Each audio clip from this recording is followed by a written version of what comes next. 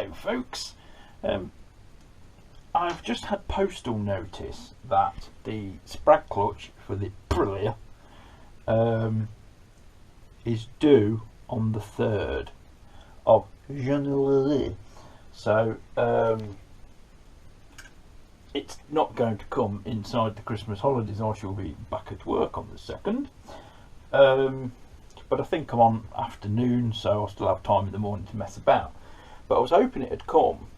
Its estimate delivery day was any time from today to the 3rd, and then I've just rechecked it and it's now saying the 3rd. It could come before. If so, we will do the assembly video. But I just wanted to show you, I am doing an autopsy on the sprag clutch. Where's my little chair? Here's my little chair. Oh, you could have edited that without, you know. Anyway, what I'm going to show you should become quite evident in a moment, but basically it's, we'll have a look here, look, it's a ring, and in this ring are these rollers, which, as I said before, are a bit like a miniature version of vario rollers you get in scooters, but they're quite large. And the problem that happens with some of the vario rollers, especially aftermarket ones like Molossi or people like that, people put Chinese ones in and all sorts, is that they can over rotate. So they either stick in one position and don't work very efficiently, or they stick in another position and they wear out very, very quickly. Anyway, as you can see, there are there's still 1, 2, 3, 4, 5, there's 6 rollers left in the bearing. So there's 6, 7, 8, 9, 10, 11, 12, 13, 14, 15, 16, 17, 18, 19, 20 rollers in the bearing, and it's got a support cage in the middle, a circlip to hold everything together, to hold the cage in and all this lot, and it has a retaining band around it which sits in these grooves. Nice. And what appears to have happened is that the spring has been nipped up in a couple of them, because I can't pull that spring out. So it's got nipped up in a roller there, and it's nipped up in a roller back here. And I think possibly what happens is, when it gets nipped up, obviously the rest are trying to expand against the spring, to rotate against the spring so they can grip, and it deforms the spring, because this is how the spring is now. That's actually how it came out.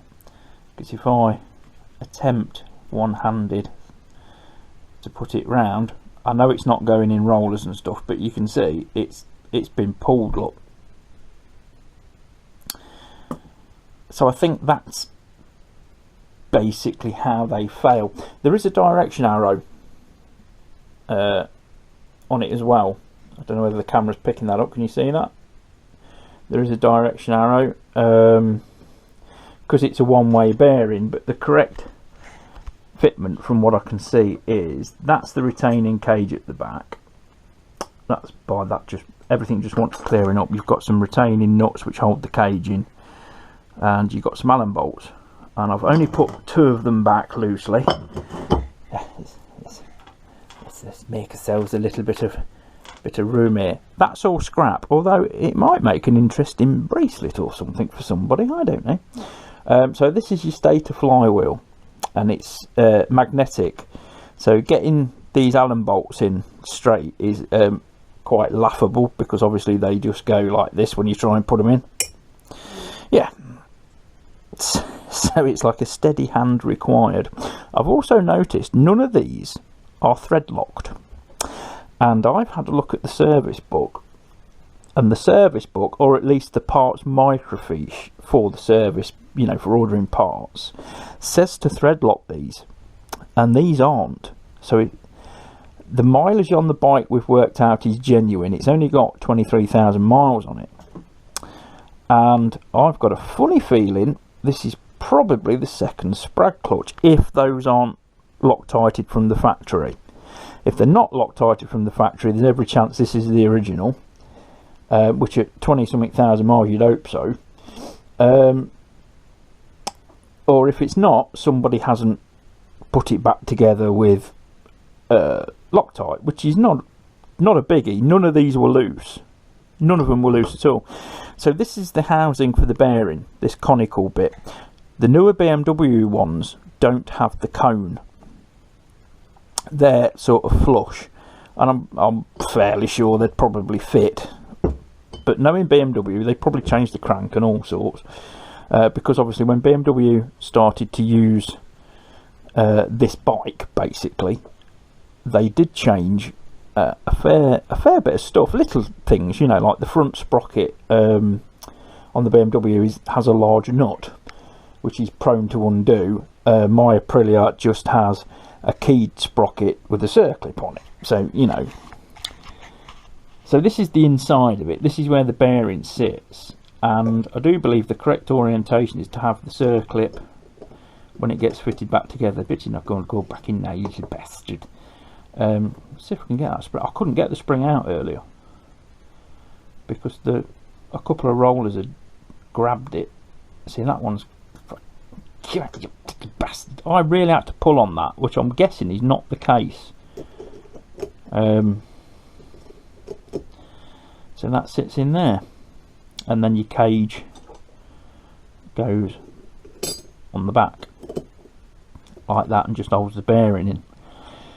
So my guess is, looking by the state of that spring, if we look at it, it's been pulled about and abused. So I'm guessing the weak point in this clutch is it's not the rollers, because I can't see any significant wear on it or flat points other than what should be there. I'm guessing this is the weak point. This gets pulled about and the rollers, they can't work properly, or they won't retract properly, I'm guessing. So while the bike's running, you got these flailing about trying to engage, or they're not engaging. It's one of the two. But yeah, so I just thought I'd show you it. But that is definitely the weak point, because the rest of it, the cage, the retainer, you know, it's all go on, fall out, you bugger. It all looks okay. I definitely think the weak point is this. Whether you can get an upgraded one, whether they upgraded it later, I have no idea, but none of the rollers look, to me, particularly worn. So I'm guessing that's it, because there's no significant wear in here, and there's no significant wear or ridges or anything like that on the internal. I think we could probably use that again, because that's the original Aprilia one, I do believe, Rotax one. So I think that is the way we're going to go. Interestingly, all the pictures I've seen say the orientation is this way, but there's your orientation arrow. I might be getting this completely wrong, by the way. Is that way, or on the bike it will be clockwise, and there's an arrow. So I'm wondering if the actual correct orientation on the pictures is wrong. No, because that won't go in. Ah, that is bigger. It is bigger one end, so that is the only way it can actually go in by the looks of it and remain freewheeling. That makes sense. Or would it make sense for the bearing to be opposite to this? I suppose it would. It's a one-way bearing, but it isn't going in that way, because if it went in that way it'd be far too tight and it wouldn't actually do what it's meant to do. So yeah, it definitely goes in that way, because that needs to spin freely during startup. So as that gets thrown round, these rollers are thrown out and they grip the flywheel, start the bike, and then once the bike's started and the inertia's gone out the starter, this should disengage. and because the spring was weak, it was disengaging way too early or not engaging at all. So I think that's how it's failed. As usual, I've rambled, but I hope that's sort of explained what it is, and this will be your bonus video for the week. Yes. As usual, you're probably still as confused as I am. Right, a little addendum. How I said the bolts were not thread locked. They have been thread locked. You can actually see the residue of it in the threads, and there's also, you can see, probably, hopefully, the residue of it. Focus, yeah, fuck. In a nut there. So yeah, it has been thread locked. So it is probably the original. Nice beverage. Nice. But me ratchety things, I'm charging the battery. I'm not very organised at all. Hello. Yes. I did say earlier, I've just lightly put all this back together again, just so I don't lose the bits, and one of the Allen keys is still in the other shed. Allen bolt, sorry.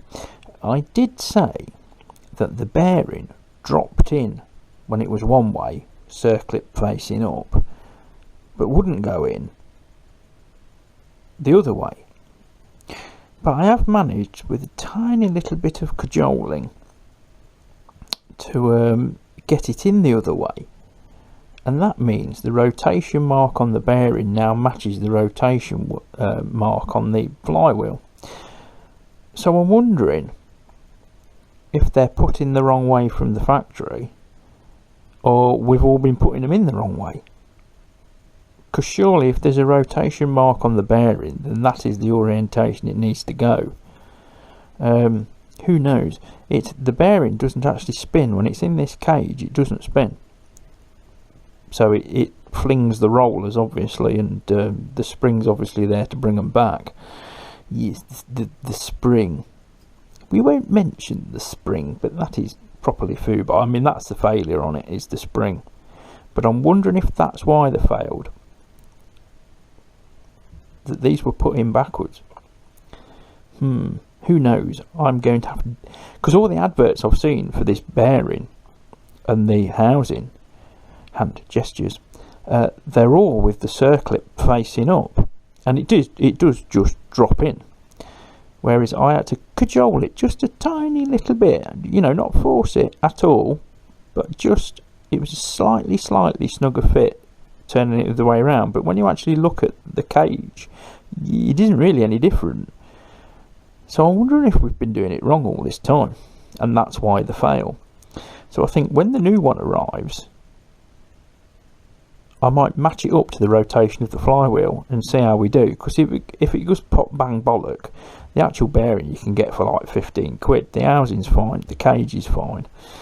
That makes sense to me, to match the two rotations. Because I don't think that gear is spinning opposite to the crank. There is an easy way to find out. The key's just behind me. I know the rotation of the crank is... Get off, you bastard. Obviously it sits like that. Ooh, Denso Japan. Oh, you've got Japanese stator on it then. That's the rotation of the crank, is cockwise. Always sneaking the word cock when you can.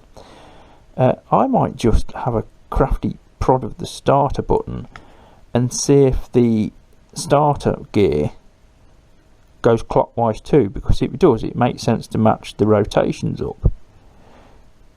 If not, then it should be put circlip round the other way, because the gear will be going the opposite way to this. But that doesn't make sense. No, it doesn't, Jim, so I suggest you stop talking. I'm fairly sure I'm overthinking this to the point of daftness. I'm fairly sure that will go clockwise. I wonder if this will spin without the kill switch on. Should do. Let's have a look. Yeah. So there we go. That is going clockwise. I don't know whether you can see it. So Let's turn you off, you little bastard. So that's exactly what happens. Is that spins, and it's going clockwise, and the bearings grip this, obviously. So they actually should be tight in the flywheel. The bearing shouldn't move in the flywheel, it should be tight. And then obviously the bearings grip this, grip this.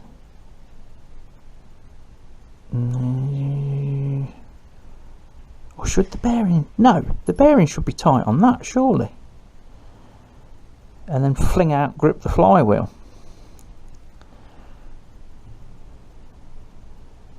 I'm going to have a look at the Aprilia service manual and see if there's a clear picture of how they do it. But at least we know now this gear obviously does go the same way. I was overthinking it, and this is the danger.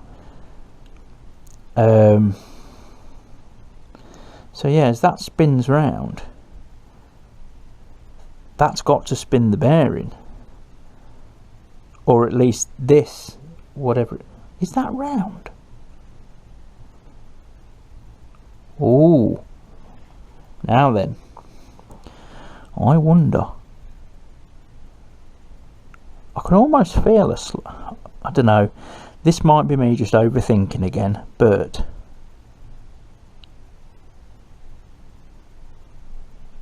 I'm wondering if there's a slight lobe on that, and then what it does as it rotates is force them bearings out to grip.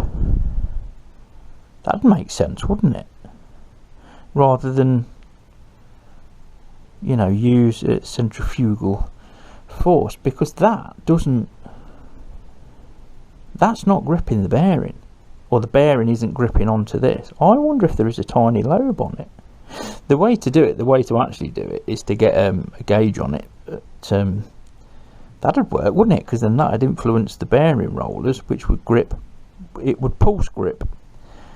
But that means, see, that will freewheel from the crank. I wonder. I don't know. Maybe one of you can explain it. Mate, I am so overthinking this that I'm going to get to the point where you're potentially going to get it wrong and bugger everything. But like I say, the bearing's only like 15 quid. I wonder if that is.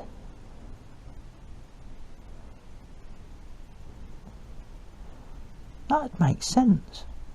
You only need the tiniest little lobes on it.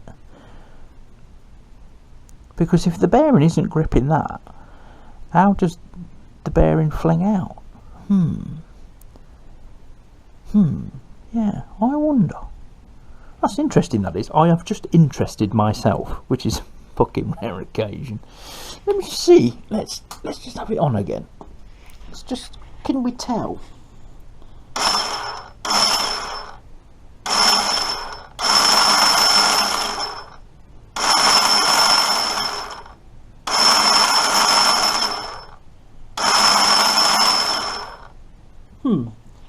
Inconclusive, but I'd say no, there isn't a lobe on that flywheel. So maybe it's just the action of it working against the bearings. That rotating inside the bearing flings them open. That makes sense. I don't know. Anyway, let's wait for the new bearing and we'll see. But anyway, I'm going to end this video here. I just thought this would make an interesting little video.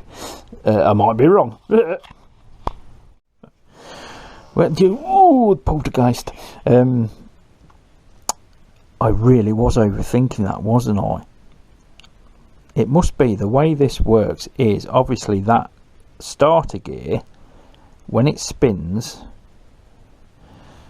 puts enough friction on these that they turn, and the action of turning, they grip this, they grip the flywheel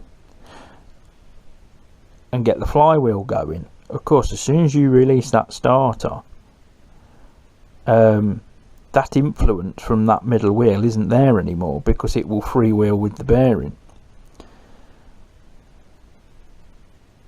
I am overthinking it. James, stop the video before everybody thinks you're stupid.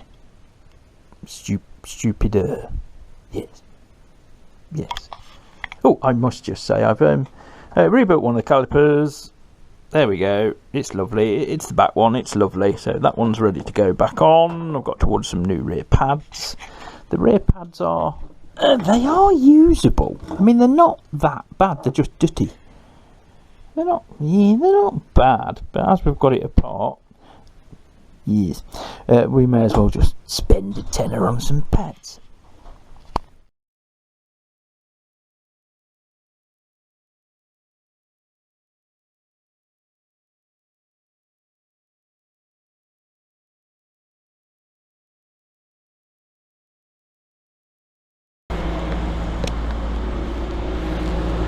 Right, folks, me and the captain are on our way down to Weedon Industry and Supply. He's on his GS 1200 Mr. and Mrs. matching paddock jacket. Hateful bikes. And I'm on Nibbler because he hasn't had a run out for a while. And I've just treated him to super unleaded. Yes. It's very, very mild, which is good. But I've got my heated gloves, heated grips, because I'm a big puffer.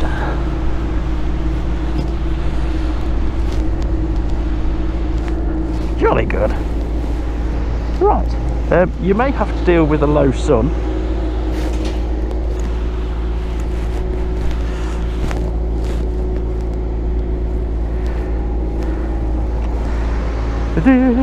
Here we go. Boop.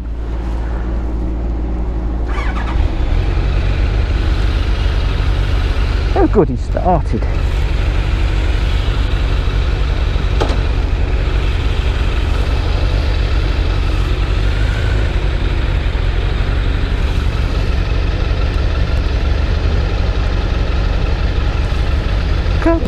Come on, Mr. Mark. Come on, Mr. Mark. Oh, it's like waiting for an old man. Oh, hang on, I am waiting for an old man.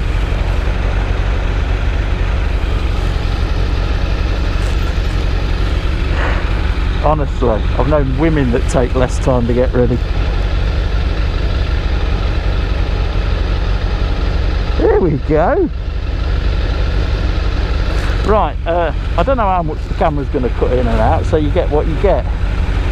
But we're basically just going straight down the A5.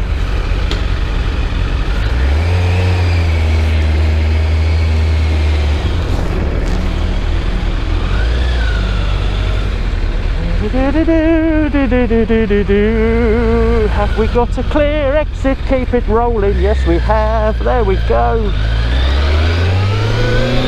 Oh, James, you could have done that a bit better. Right, I've just adjusted the visor and the camera. There we go. Right, you should be able to see what I see now. Can you see what I see? Tits! There we are, then we're coming up to the new Weedon Island. It's been here years, but it's new. You know, like me, you're not local after 30 years, but then so here we are, straight across this one, set of traffic lights, and then we're turning right directly after the traffic light. Where are you going? You've not got turn signals? Ignorant cunt. I have noticed over the last few years, nobody uses turn signals, and it's not like you're not taught to use them. It's just pig ignorance. I'm in the car, I've got the radio on, got the heater on, I know where I'm going, you know, bugger the rest of you. Right, I'm going to pop the visor up now, so it might just move you. Yeah, just get 30. And then we want the middle lane, go straight on.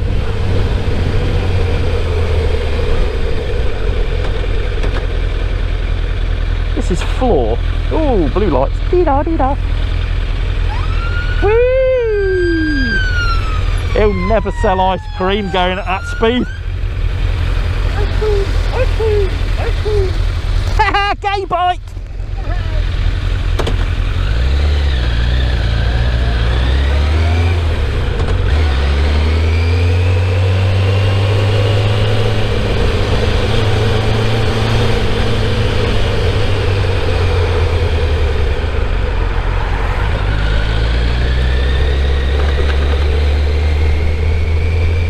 Here we are, off the A5, we're now in Weedon.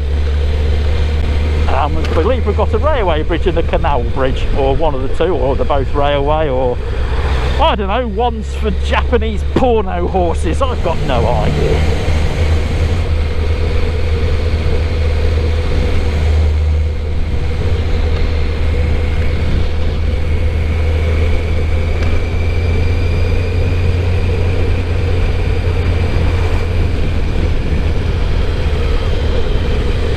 We're turning right here, but we get round the corner a bit, watch for the traffic. Nice.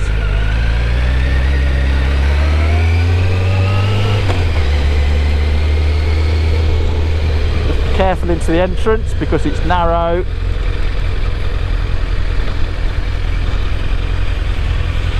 Look at that. I am so good.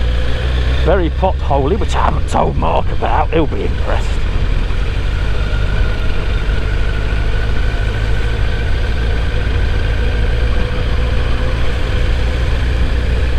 Duck it.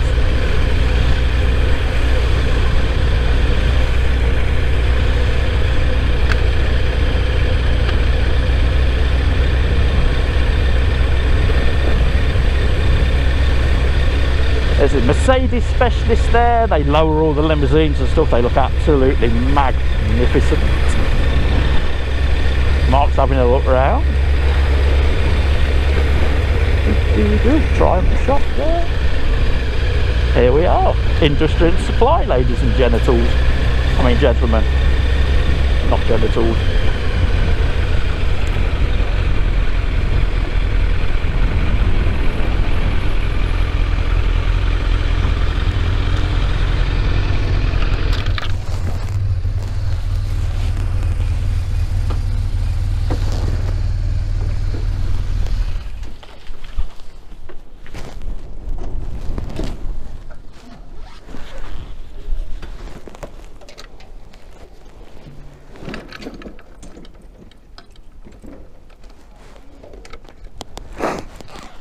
GoPro, stop recording.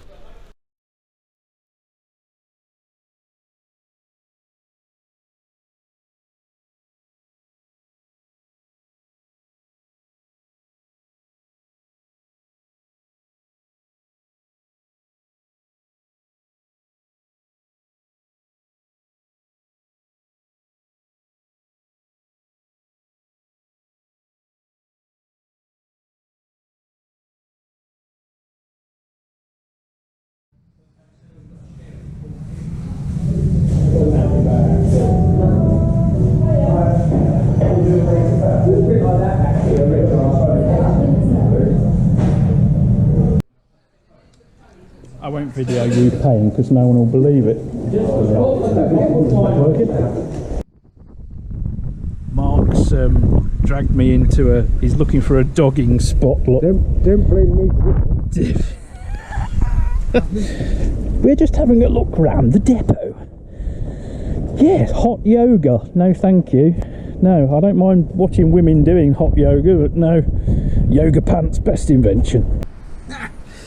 Now, I am filming this at the end of filming the rest of it on the fly because I don't know how much of the rest of it I've got. I don't know whether the camera stayed on, whether it cut out, and I won't know until I watch it back. But as you can probably see, I've tagged this onto the back of the spraggage, clutchage autopsy. Mark's been up and had a look and he's happy with what he's seen, and we think that housing is reusable.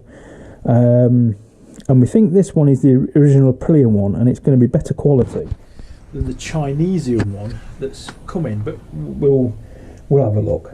We'll have a look. So yeah, it was really nice to get out today. Beautiful bacon and sausage cob, batch, roll, whatever you want to call it in your part of the country, at Industry and Supply. And then we had a wander around the whole site, went in a couple of the antique places. I bought a repro vintage Michelin sign, which I'll put up somewhere. I bought myself a little porcelain doggy, which I couldn't resist, and I bought a repairable Space 1999 Eagle fighter. Well, not fighter, the freighter, because I always wanted one as a kid and never had one. And some of the ones on eBay, I've been looking at really bad examples, they're like 30-40 quid. I saw that one in the antiques place for, I think, £14, so I had it because there was somebody on eBay that 3D prints all the little parts, and so my idea is to restore that because I've always wanted one because I'm a big kid. And then from there we went to Idle Talk at Lutterworth, which I didn't film coming out of Weedon or anything, and then we got offered a glass of mulled wine when we were there, which was delicious, really good, and I bought myself a pair of, I think they're Gold Star gloves, really lovely gloves, and they only look like summer gloves, but riding home I had to turn the heated grips off because they're lined quite well. I think they're more like a 3-season, but my hands are warm. It was really windy on the way down, didn't notice the wind so much on the way back, but we had an absolutely cracking day. We've only done about 60 miles, but it was enough. But it was nice to get out. So this will be my last one before Christmas. So enjoy yourselves. Ta-ra, thank you for liking, sharing and subscribing. Many thanks to my Patreon, Patreon. He knows who he is. So you wave, thank you. Yeah, enjoy yourself, and I will see you after Christmas.